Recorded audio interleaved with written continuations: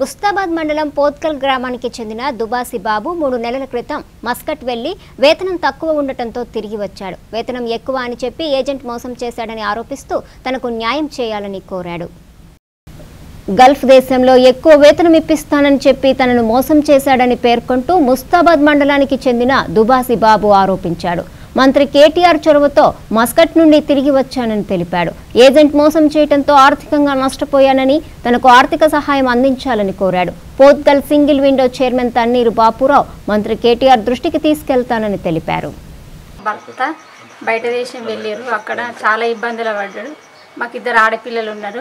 మా భర్త ఇక్కడ వరకు వస్తారని మేము అనుకోలేము. మరి తన్నీరు బాపురావు సార్ గారు, మరి కేటీఆర్ సార్ గారు, మరి చారిసై, మరి ఉప సర్పంచి వాళ్ళు నారాయణరావు సార్ గారు వీళ్ళందరూ చేసి మా భర్తని ఇంత దూరం తీసుకొచ్చారు. ఏ సమస్య వచ్చినా ఏది వచ్చినా నేను ఇక్కడ ఉన్నా, నువ్వు అసలే టెన్షన్ పడకన్నాడు. నేను ఒక ఆరోగ్య సమస్య బాగా అయిపోయి కనీసం మంచినీళ్ళు కూడా తాగలేని పరిస్థితి, విపరీతమైన స్టోన్స్ ప్రాబ్లము, మొత్తం హెల్త్ ప్రాబ్లం కొద్దీ అసలు నేను రూమ్లో ఉన్నా. రూమ్లో కూడా వాళ్ళు ఉండనియలేరు. రూమ్లో ఉంటే బ్యాగులు గుంజుకున్నారు, బయటకు పంపించేసారు. నాకు పని చేయడానికి అన్నం కూడా తినడానికి హక్కు లేదని చెప్పి అన్నం తిననియలేరు. ఆ ఫోటోలు చూస్తుంటే చాలా ఇబ్బందులు, నరకం, ప్రత్యక్ష నరకము.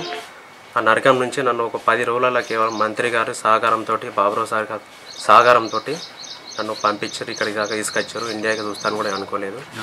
దానివల్ల వీళ్ళందరికీ, ప్రతి ఒక్కరికి నాకు సహకరించిన వాళ్ళకి ధన్యవాదాలు తెలియజేస్తున్నాను. నాలాంటి బాధితులు ఇంకా చాలామంది అక్కడ ఉన్నారు. వాళ్ళందరినీ కూడా ఆదుకోవాలని కోరుకుంటున్నాను. ఏజెంట్ పైన కఠినమైన చర్యలు తీసుకొని మా యొక్క అమౌంట్ మాకు రిటర్న్ ఇప్పించగలరని చెప్తున్నాను. ఇంకో ఏ ఒక్క బాధితులను కూడా ఏజెంట్ తరఫున మళ్ళీ పోకుండా చేయగలరని కోరుకుంటున్నాను.